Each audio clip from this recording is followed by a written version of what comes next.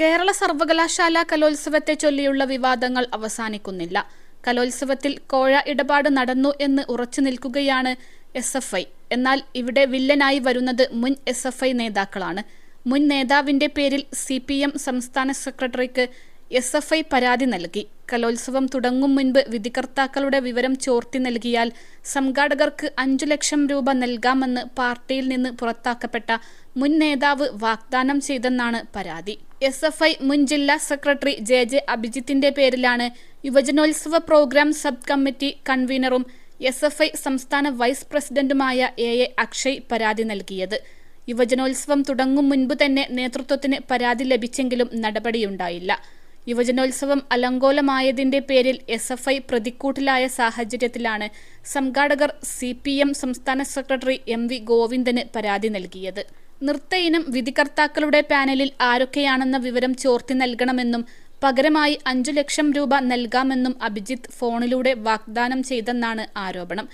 SFI മുൻ ജില്ലാ സെക്രട്ടറിയും CPM നേമം ഏരിയ കമ്മിറ്റി അംഗവുമായിരുന്ന അഭിജിത്തിനെ 2 വർഷം മുൻപ് പാർട്ടി പുറത്താക്കിയിരുന്നു.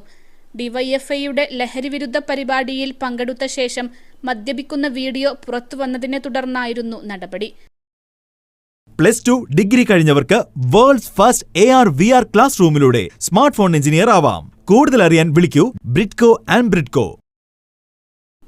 വനിതാ നേതാവിനോട് മോശമായി പെരുമാറിയെന്ന മറ്റൊരു പരാതിയും ഉണ്ടായിരുന്നു. SFI നേതൃത്വം നൽകുന്ന യൂണിയനെ മറികടന്ന് കേരള സർവകലാശാല കലോത്സവത്തിൽ മറ്റൊരു വിഭാഗം പ്രവർത്തകർ ഇടപെട്ടിരുന്നുവെന്ന് ആരോപണമുയർന്നിരുന്നു. അതിനെ സാധൂകരിക്കുന്നതാണ് പുതിയ പരാതി. കോഴ ഇടപാട് നടന്നെന്ന പരാതിയിൽ SFI ഉറച്ചു നിൽക്കുകയാണ്. യൂണിയൻ ചെയർമാൻ വിജയ് വിമൽ കഴിഞ്ഞ ദിവസം പോലീസിന് നൽകിയ മൊഴിയിലാണ് കോഴയാരോപണം ആവർത്തിച്ചത്. കേരള സർവകലാശാല യൂണിയൻ ചെയർമാൻ വിജയ് വിമൽ ഇന്നലെ പോലീസിന് നൽകിയ മൊഴിയിലാണ് ആത്മഹത്യ ചെയ്ത വിധികർത്താവ് PN ഷാജി ഉൾപ്പെടെ 3 പ്രതികളും കോഴ ഇടപാടുമായി ബന്ധപ്പെട്ടിട്ടുണ്ടെന്ന ആരോപണത്തിൽ ഉറച്ചുനിന്നത്. SFI കോഴ ആരോപണം ഉന്നയിച്ചിട്ടില്ലെന്ന് കഴിഞ്ഞ ദിവസം സംസ്ഥാന പ്രസിഡന്റ് PM ആർഷോ പറഞ്ഞിരുന്നു. സംഘാടകർ തെളിവായി നൽകിയ സ്ക്രീൻഷോട്ടുകൾ മാത്രമാണ് ഇതുവരെ പോലീസിന് മുന്നിലുള്ളത്. പ്രതി ചേർക്കപ്പെട്ട വിധികർത്താവ് PN ഷാജിയുടെയും നൃത്ത പരിശീലകരുടെയും ബാങ്ക് അക്കൗണ്ട് വിവരങ്ങളും ഫോൺ കോൾ വിവരങ്ങളും ലഭിച്ച ശേഷമേ വിശദമായി അന്വേഷണം നടക്കുകയുള്ളൂ. ആദ്യഘട്ടത്തിൽ മൊഴിയെടുക്കലാണ് നടക്കുന്നത്. യുവജനോത്സവത്തിലെ സംഘർഷവും കോഴ ആരോപണവും വിധികർത്താവിന്റെ മരണവും ഉൾപ്പെടെയുള്ള വിഷയങ്ങൾ സമഗ്രമായി അന്വേഷിക്കണമെന്നാവശ്യപ്പെട്ട് സർവകലാശാല അധികൃതർ നൽകിയ കത്തിന്റെ അടിസ്ഥാനത്തിൽ പുതിയ FIR രജിസ്റ്റർ ചെയ്യുന്നതിനു പകരം നിലവിൽ കന്റോൺമെന്റ് പോലീസ് അന്വേഷിക്കുന്ന കോഴയുമായി ബന്ധപ്പെട്ട കേസിൽ ഈ വിഷയങ്ങൾ കൂടി ചേർത്ത് വിശദമായി അന്വേഷിക്കും.